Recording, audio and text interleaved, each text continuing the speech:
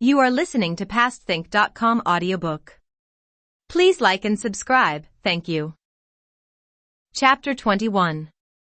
Madame Yen makes a scene in the magistrate's court. Zhu Tong righteously allows Song Jiang to escape.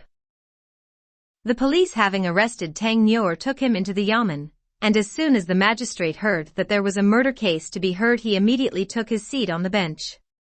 The magistrate saw the prisoner kneeling on the right, and a woman kneeling on his left. He inquired what the case was about, and the woman replied, "My name is Yen. I had a daughter Poxy who was kept by Song Jiang. Last night my daughter and Song Jiang were drinking wine together, when this man Tang Niuer came and made trouble. When he left the house he was cursing so that the neighbors all heard him. Early this morning Song Jiang went out, but came back and murdered my daughter. I took hold of Song Jiang, but when we were in front of your yamen this man Tang Niuer interfered, and so Song Jiang got away."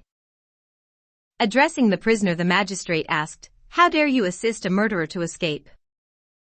Tang Niuer replied, "I did not know what had happened. Last night I went to find Song Jiang and ask him for a drink of wine, and this old woman took hold of me and turned me out of the house. Early this morning I set out to sell some preserved ginger, and in front of your yamen I saw this woman take hold of Song Jiang. I went to try and stop the trouble, and Song Jiang got away. I do not know any reason why he should have killed the girl."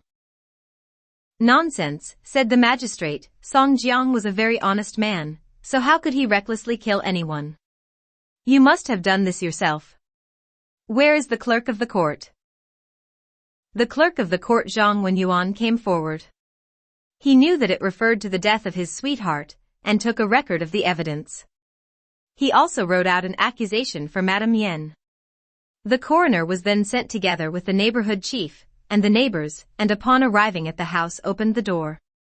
Taking the corpse outside he closely examined it, and found the dagger near the body, and after a careful investigation came to the conclusion that the dagger had been used to murder the girl. He then allowed the people to place the body in a coffin, and deposit it in the courtyard of a monastery. They then all returned to the yamen.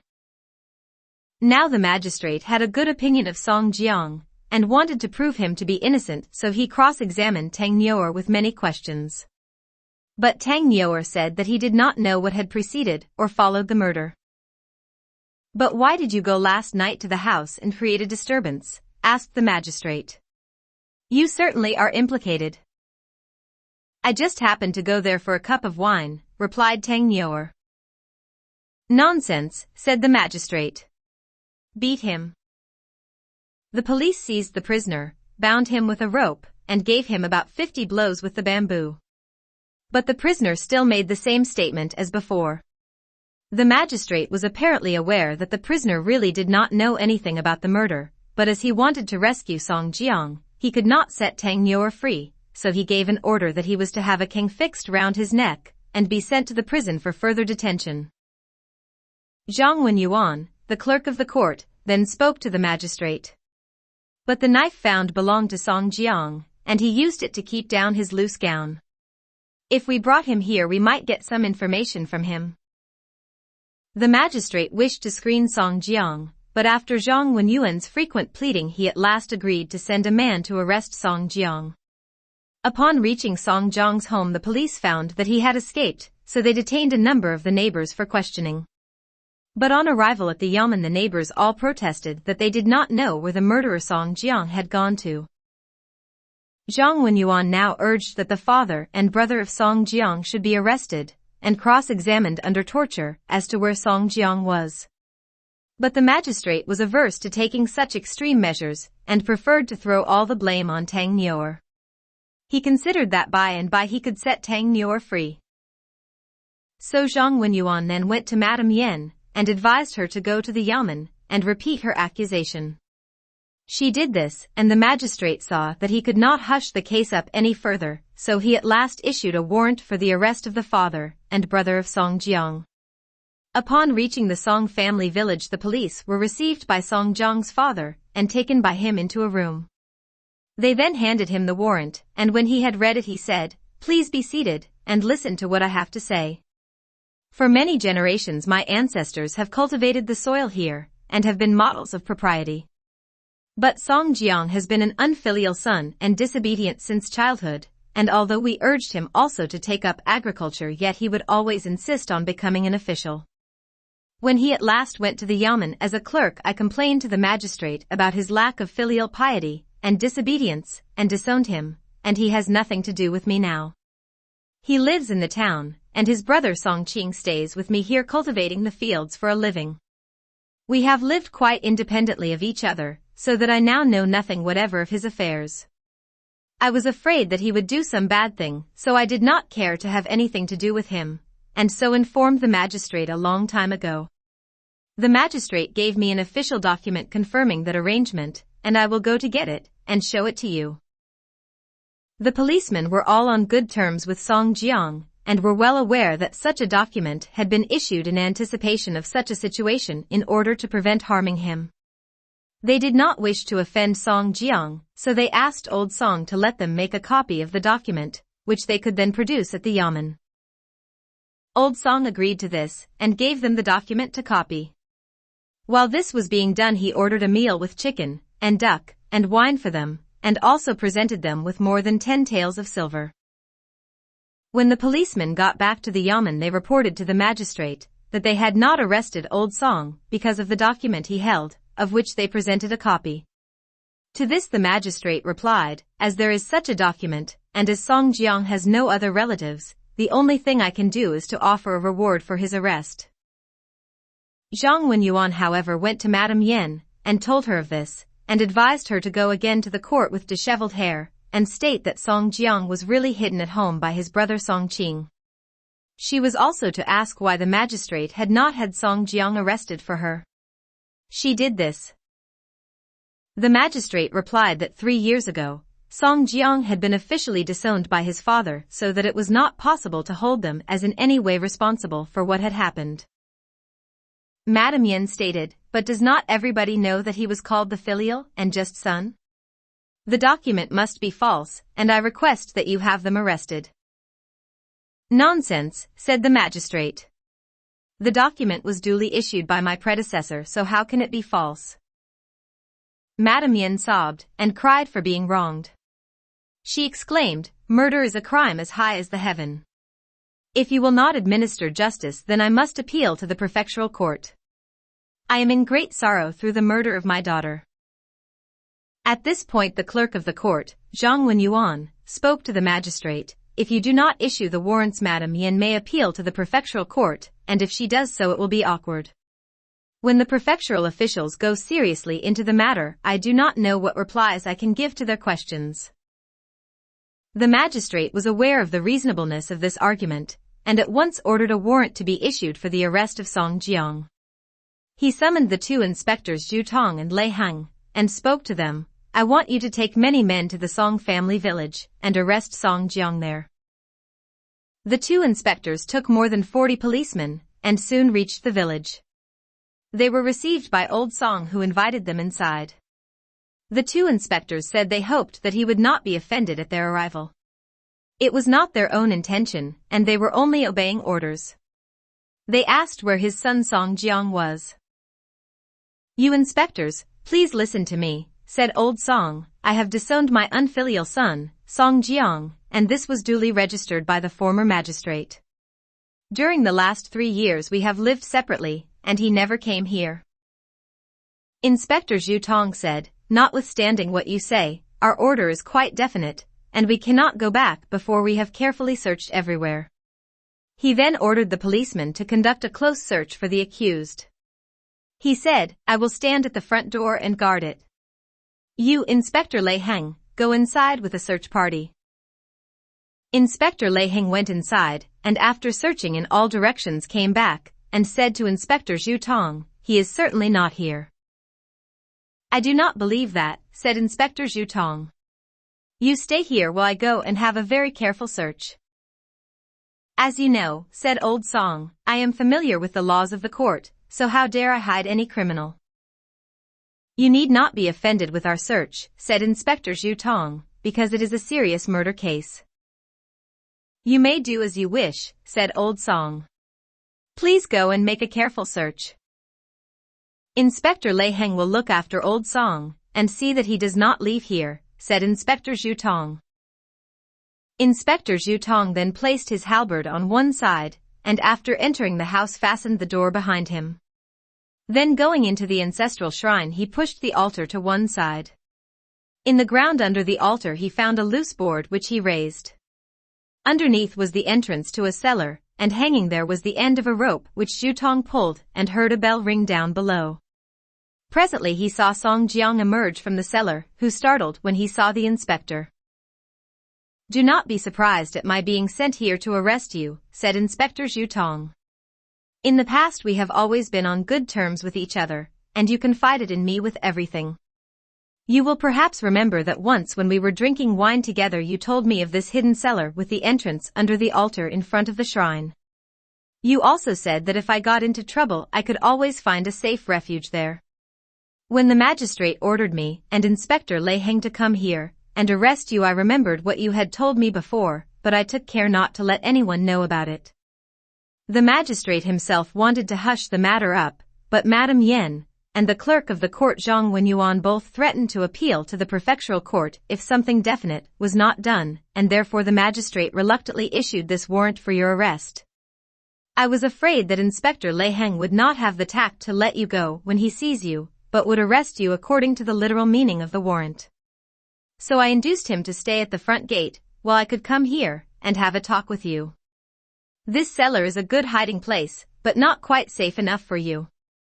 If anyone knows about it, and come here to search for you, what escape have you?" "I have been thinking about that myself," said Song Jiang. "If it had not been for your great tact I should have been arrested and bound as a prisoner." "You should not talk like that," said Zhu Tong. "But have you thought of any place where you can go to?" "I have thought of 3 places which would be safe for me to go to," said Song Jiang. "The first would be at Chai Jin, the small whirlwind's house at Henghai County, in Sangzhou. The second would be with Hua Rong, nicknamed Little Li Guang, at the Qingfeng Fortress on a mountain in Qingzhou. The third would be at old grandfather Kong's village near the Baihu Mountain. He has 2 sons, the eldest called Kong Ming, nicknamed Restless Star, and the second called Kong Liang, nicknamed Fiery Star, and I once met both of them in the town. Of these 3 places I cannot make up my mind which to go to." "Then you must make up your mind at once," said Zhu Tong, "because you must get away from here this night." "I hope that you will do your best to settle the case for me," said Song Jiang. "You can come here again, and take whatever money you require for making arrangement with the officials." "You need not worry about that," said Zhu Tong, "because I will be responsible for everything. You had better now get things ready for your departure." Song Jiang thanked Zhu Tong, and then descended into the cellar. Zhu Tong replaced the board over the entrance, put back the altar in its former position, opened the door, took up his halberd, and said, "He is not in the farmhouse. How would it be if we arrest Old Song instead?"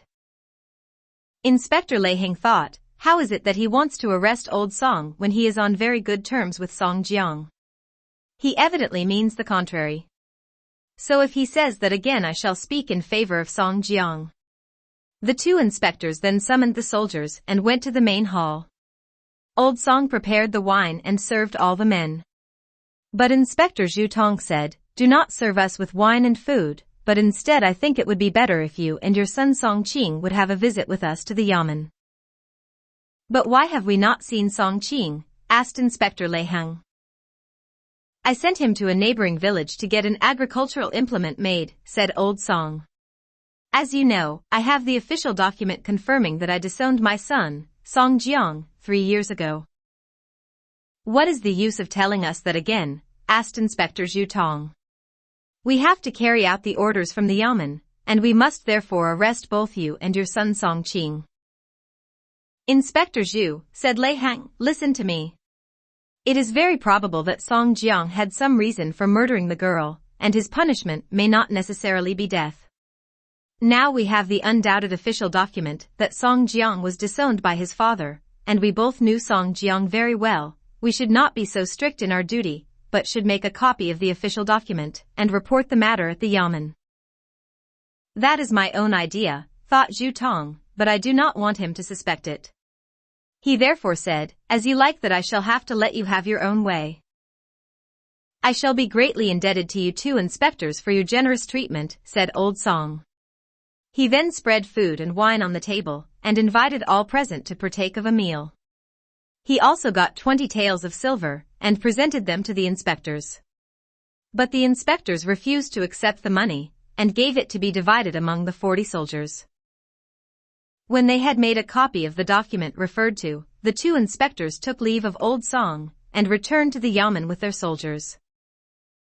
The magistrate was sitting on the bench when they arrived, and he asked them at once for the result of their search. The inspectors reported that they had made 2 searches in every part of the house, and also the village, without finding any trace of the criminal. Old Song was seriously ill on his bed, and could not get up. His son, Song Qing, had gone last month to some other place, and had not returned yet. Therefore they had made this copy of an official document. Having heard this, the magistrate wrote a dispatch to his superior official reporting the case, and giving all particulars. He also issued orders to all in his district to arrest Song Jiang. Now Song Jiang had many friends, and they called on Zhang Wenyuan, and urged him to let the matter drop. Yen Poxi was dead, and Zhang Wenyuan remembered that Song Jiang had previously helped him in many ways, and now that many people pressed him to let the matter drop, he at last agreed to do so.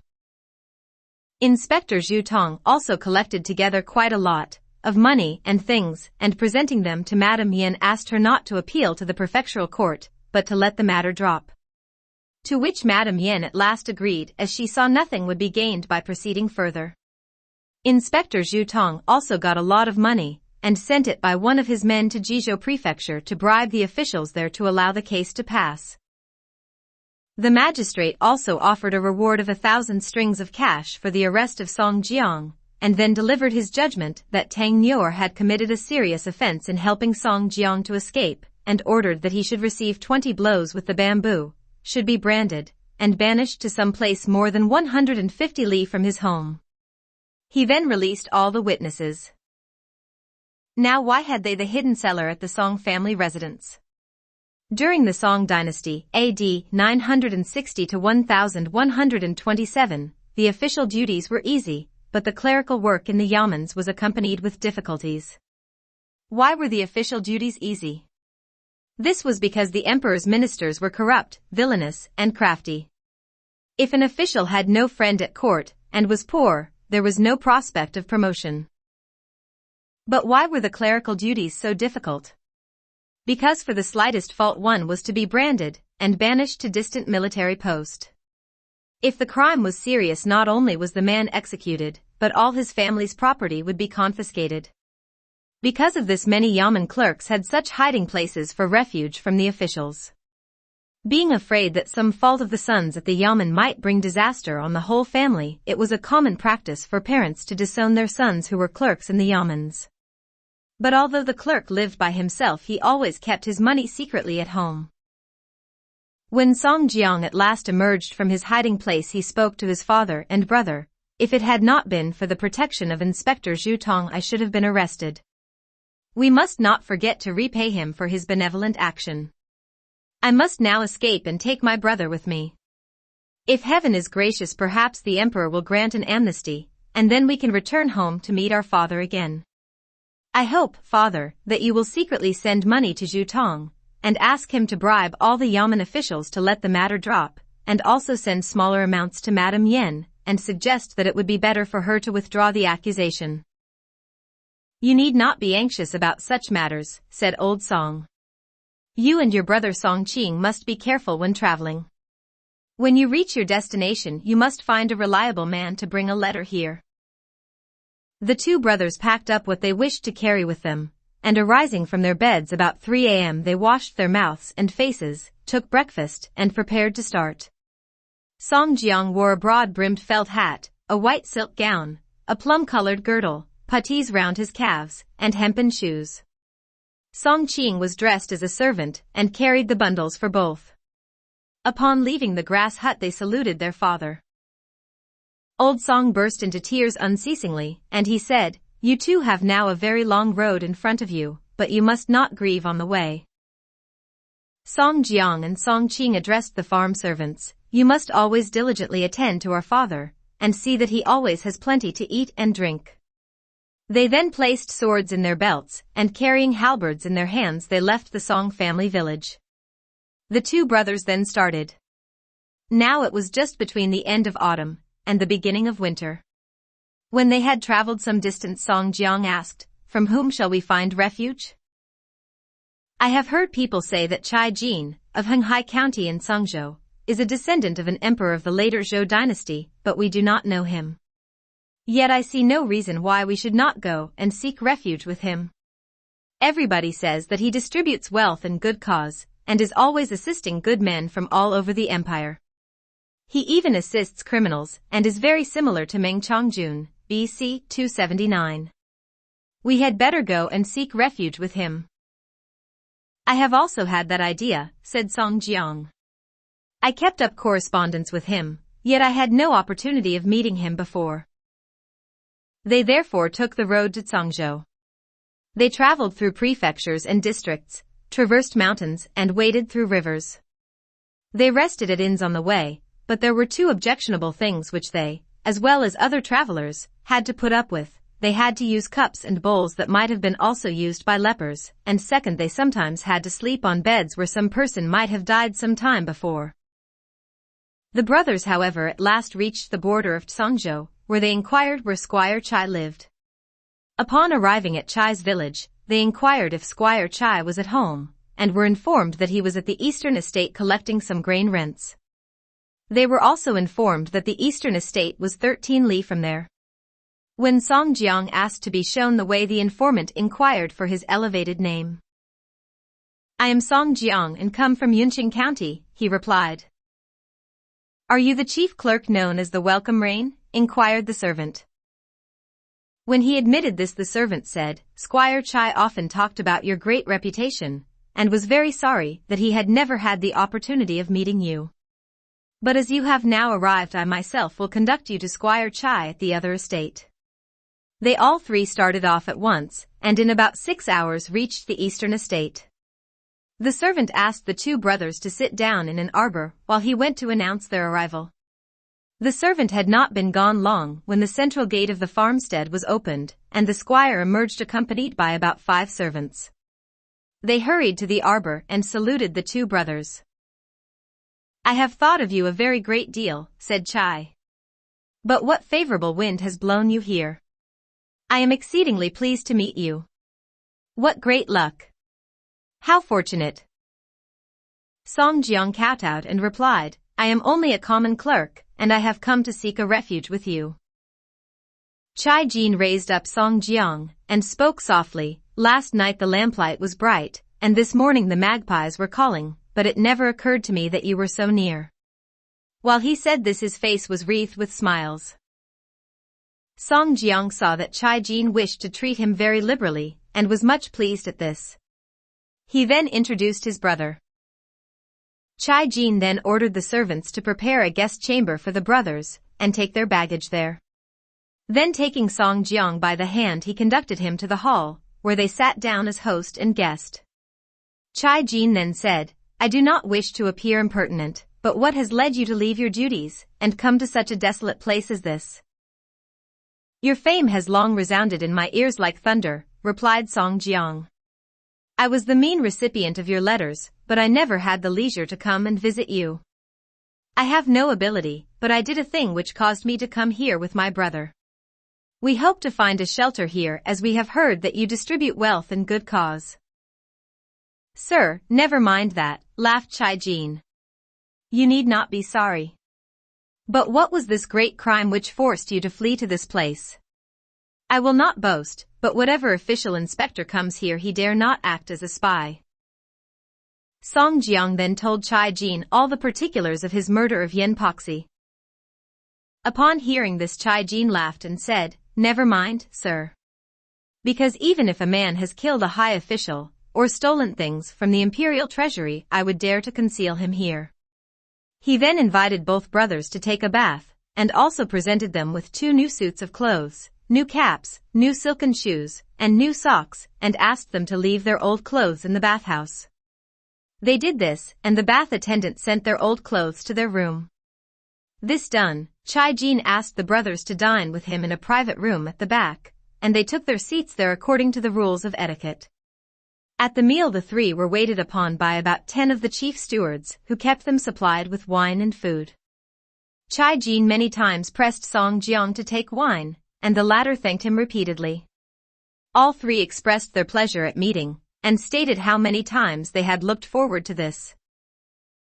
When it was getting dark, Song Jiang pointed out that they had drunk enough wine, but Chai-jin would not agree to this. So they went on until it was about 8 p.m., when Song Jiang withdrew to the toilet. Chai-jin sent a man with him bearing a lamp. But as Song Jiang had had quite enough wine, he intentionally walked very slowly, and went by the longest way. He was nearly tipsy and walked unsteadily. He was going to the eastern veranda, but there was a man there who had the ague, and being afraid of cold, had a charcoal brazier to keep him warm. The man was stooping over the fire, and as Song Jiang staggered along the veranda, he trampled upon the handle of the brazier, and this threw the burning charcoal in the face of the sick man. The man was startled and perspired freely. He was very angry, and seizing hold of Song Jiang's collar shouted out, "You son of a bitch! But who are you trying to play with?" Song Jiang too was surprised and fuddled to speak, but the servant carrying the lamp spoke to the man, "You must not talk like that, as this gentleman is the honored guest of our master." The man replied, "Honored guest? Honored guest? And wasn't I also an honored guest at one time? Our master treated me well then, but now he listens to all the tittle-tattle of the servants who have turned him against me. The saying puts it, men cannot be friends for very long." The man attempted to strike Song Jiang, but the servant threw down his lamp and interposed. He did not succeed in separating the two men, but just then 3 lamps came flying along the veranda. They accompanied Chai-jin, who rushing up asked what the row was about. The servant explained how Song Jiang had accidentally trodden over the charcoal brazier, and this made Chai-jin laugh. He said, "Man, don't you know this celebrated chief clerk?" "A celebrated chief clerk, hey," replied the man. "Then perhaps you will ask him how he compares with Song Jiang, the magistrate's secretary, at Yunqing County?" "Do you know Song Jiang?" asked Chai-jin laughingly. "I have not met him," said the man, "but all people talk about him, and call him Song Gongming, the welcome rain. He is the most famous man in the whole country." "But how do you know he is a good man?" asked Chai-jin. "I cannot recite all the details," said the man. "But he is a celebrated person, because everything he does is well done from start to finish. When I am better, I intend to go and seek refuge with him." "Would you like to see him then?" asked Chai-jin. "If I did not want to see him, why should I talk like this?" said the man.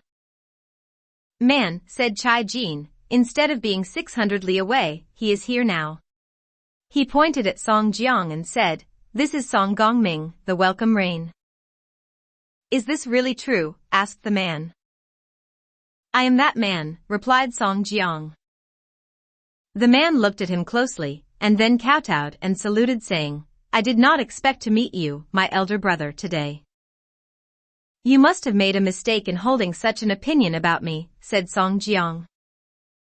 "I have blundered seriously," said the man, "and must ask for your forgiveness. Although I have eyes, yet I failed to recognize a great man." Thereupon he knelt on the ground, and would not get up. Song Jiang hurried to raise him up, saying, "Honored sir, what is your name?" "A man who frightened tigers. Made brigands' hearts to throb." If this man's name was mentioned, the stars and moon grew dim. If only seen in distance, the rivers changed their course. We will now see who this man was.